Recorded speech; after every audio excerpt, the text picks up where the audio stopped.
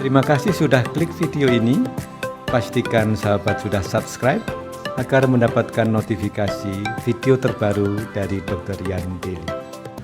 Assalamualaikum warahmatullahi wabarakatuh. Sahabat sekalian, bertemu kembali dengan saya, Dr. Yan. Hari ini ada pertanyaan lanjutan walaupun dari viewer yang berbeda terkait dengan infeksi HPV, khususnya pada sesi kutil kelamin. Ibu MA menanyakan, "Dok, saya dan suami adalah pasangan yang setia, tapi saya terkena kutil kelamin. Apakah bisa disimpulkan yang terkena itu adalah HPV, Human Papillomavirus yang low risk atau risiko rendah? Kemudian, apakah HPV yang low risk tersebut bisa menular pada janin yang dikandung? Atau juga apakah bisa menular pada balitanya, anak kecilnya, karena mungkin pas nyepokin atau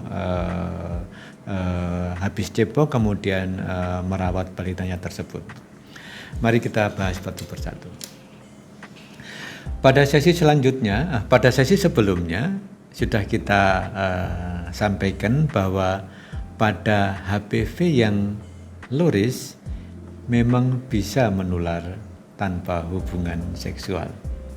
Misalnya dengan berganti tempat kloset, kemudian dengan tangan, misalnya habis menyentuh organ atau misalnya alat kelamin yang terinfeksi, kemudian menyentuh ke bagian lain dan sebagainya. Memang bisa. Artinya pada aktivitas sehari-hari. Tapi tidak demikian dengan HPV yang high risk. HPV yang high risk, mungkin saya mengulangi, sampai sekarang masih dipahami bahwa penularannya adalah lewat hubungan atau aktivitas seksual. Artinya bahwa HPV high risk itu menular apabila ada mikrolesi, ada abrasi, atau ada luka-luka kecil pada epitel yang disebabkan oleh aktivitas seksual. Nah, dengan demikian, pertanyaan pertama, apakah kalau ada kutil kelamin bisa disimpulkan bahwa itu adalah HPV yang low risk? Jawabannya adalah bisa. Artinya memang HPV yang low risk itu HPV yang low risk itu hanya menyebabkan kutil kelamin, tidak bisa memicu atau berubah kemudian menjadi kanker. Dan HPV yang low risk ini sudah confirm memang bisa menular tanpa hubungan seksual. Artinya bisa dikelompokkan tanda kutip bukan suatu STD, sexually transmitted diseases, atau penyakit yang ditularkan lewat hubungan seksual. Kemudian pertanyaan kedua adalah apakah bisa menular pada janinnya? Sahabat sekalian, kalau kita melihat kondisi atau detail dari sebuah kehamilan, kehamilan itu sebenarnya tanda kutip terjaga sedemikian baiknya dan dirancang sedemikian kuatnya, sedemikian luar biasanya, tentunya oleh Allah Subhanahu wa Ta'ala. Saya memberikan konotasi atau mungkin memberikan gambaran sisi lainnya dulu sebelum terkait dengan infeksi HPV.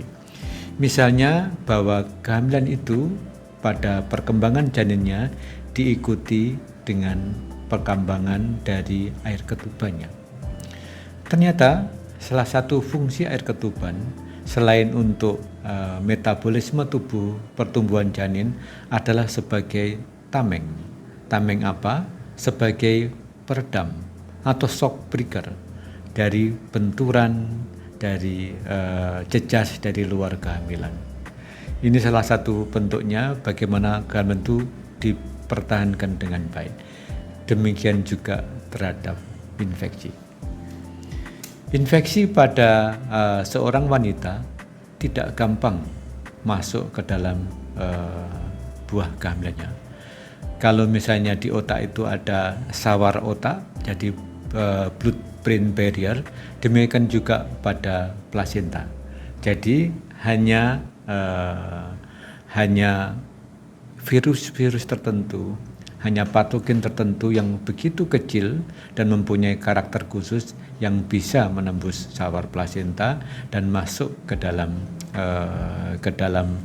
kehamilan dan mengganggu atau menginfeksi kehamilan. Demikian juga kalau tadi infeksi tersebut melalui darah. Demikian juga misalnya secara fisik.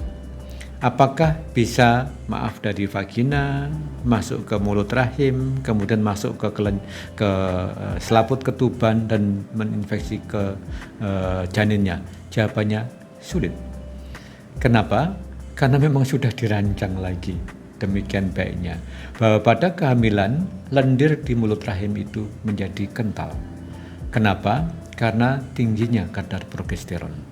Nah, lendir yang kental di dalam mulut rahim itu juga kayak memblok, jadi menghambat masuknya bakteri, virus atau kuman atau jamur dari vagina ke arah mulut rahim, sehingga sulit atau kecil sekali peluang untuk bisa masuk. Nah, sekarang kembali ke virus.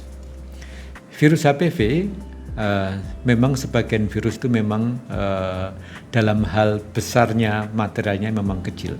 Artinya kecil itu bisa menembus saluran plasenta.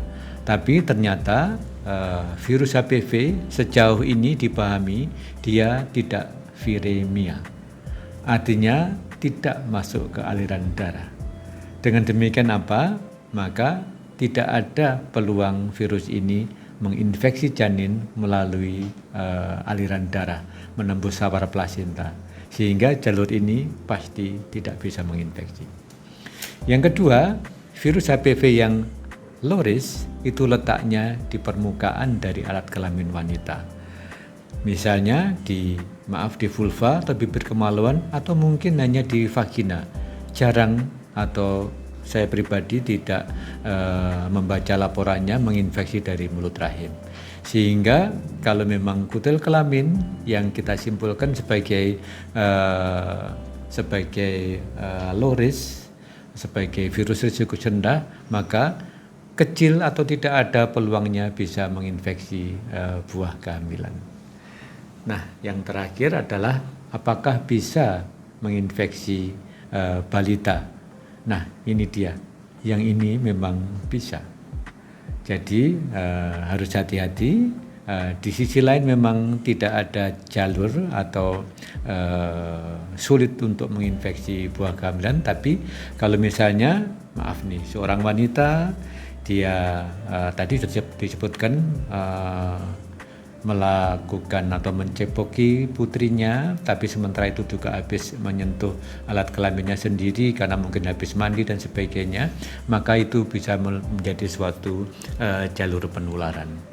Karena memang virus ini bisa menular lewat jalur-jalur tersebut. Misalnya yang pernah diteliti adalah penggunaan toilet bersama. Pernah diteliti, saya pernah ceritakan virus ini ternyata positif ditemukan pada toilet pada suatu bandara internasional. Dilakukan swab dan ditemukan adanya virus HPV di situ. Sahabat sekalian, memang ada beberapa pendapat yang sedikit berbeda terkait dengan apakah virus HPV itu ada fase atau kemampuan viremianya. Artinya apakah virus itu bisa masuk ke aliran darah dan tentunya menyebar ke tempat lain. Nah, pendapat secara umum bahwa virus ini tidak ada fase viremianya. Artinya tidak bisa diperiksa dengan sampel pemeriksaan darah dan tidak bisa menyebar lewat aliran darah.